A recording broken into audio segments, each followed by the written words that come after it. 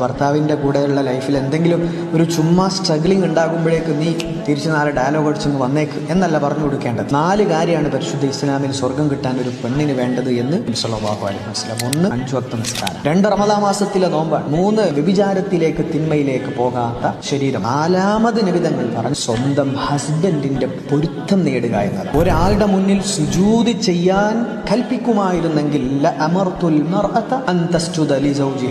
ഒരാളുടെ മുന്നിൽ സുജൂദ് ചെയ്യാൻ വേണ്ടി കൽപ്പിക്കുമായിരുന്നെങ്കിൽ അള്ളാഹു കൽപ്പിക്കുന്നത് സ്വന്തം ഭർത്താവിന്റെ മുമ്പിലായിരുന്നു എന്ന് പറഞ്ഞത് പുണ്യ നബി സ്വല്ലല്ലാഹു അലൈഹി. ഈ 2 കൺസെപ്റ്റുകളാണ് ഇപ്പൊ നമ്മളോട് പറഞ്ഞു കൊടുക്കേണ്ടത്. ഒരാണ് അനുഭവിക്കുന്ന വേദനയും കഷ്ടപ്പാടും ജീവിതത്തിന്റെ പരിത്യാഗങ്ങളും സങ്കടങ്ങളും ആണുങ്ങൾക്കറിയാം. സ്വന്തം മകളോട് പറഞ്ഞു കൊടുക്കേണ്ടത് സ്ട്രഗ്ലിംഗ് ഉണ്ടാവും, സങ്കടങ്ങൾ ഉണ്ടാകും. അവിടെയൊക്കെ ക്ഷമ കൈക്കൊണ്ട് വാശി ഉപേക്ഷിച്ചുകൊണ്ട് ഭർത്താവിന് 1ാം സ്ഥാനം നൽകുന്ന ജീവിതമാണെങ്കിൽ സന്തോഷകരമായിട്ടുള്ള ഒരു എൻഡിലേക്ക് നമ്മുടെ